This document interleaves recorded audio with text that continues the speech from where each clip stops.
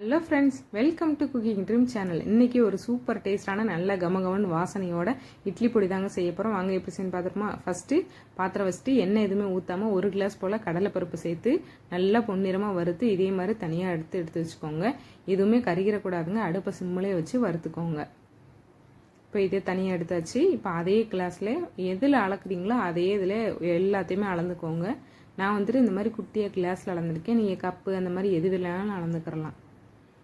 இப்போ உளுந்தையும் வந்துட்டு இந்த மாதிரி நல்லா பொன்னிறமாக வறுத்து தனியாக எடுத்து வச்சாச்சு. ரெண்டும் ஒரே அளவு, 1 கிளாஸ் போட்டிருக்கேன். வெள்ளை எள்ளு சேர்த்துக்கோங்க. அது வந்துட்டு 1/2 கிளாஸ் போல் இருக்கணும். கருப்பு எள்ளு சேர்த்திங்க அப்படின்னா டேஸ்ட் மாறிடும். அதனால் வெள்ளை எள்ளு சேர்த்துக்கோங்க. இந்த மாதிரி 1-2 வந்து வெடிக்க ஆரம்பிக்கும். அப்போ வந்து கரெக்டான பக்குவம் ரெடி ஆயிடுச்சுன்னு அர்த்தம். இப்போ அதையும் தனியாக எடுத்து வச்சிடலாம்.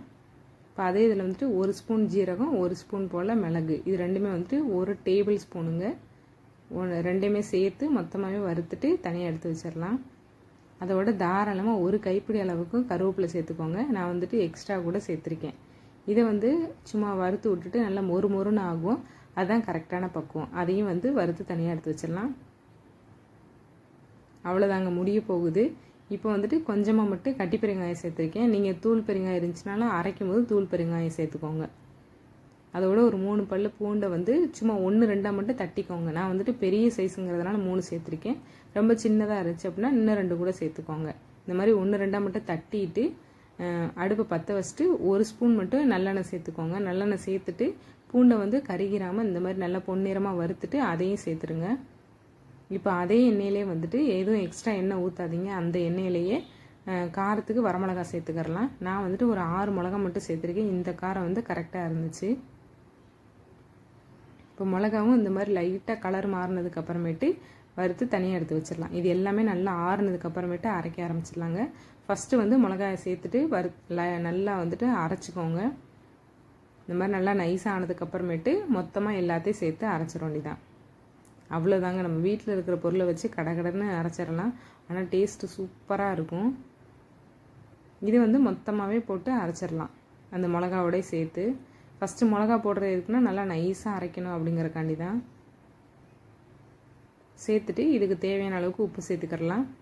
நீங்கள் கட்டி பெருங்காயம் போடலை அப்படின்னா இந்த டைமில் தூள் பெருங்காயம் சேர்த்துக்கோங்க.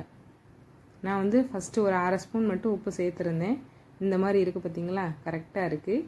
இப்போ கூட ஒரு 1/2 ஸ்பூன் போடுறேன், ஏன்னா வந்து உப்பு பத்தலை.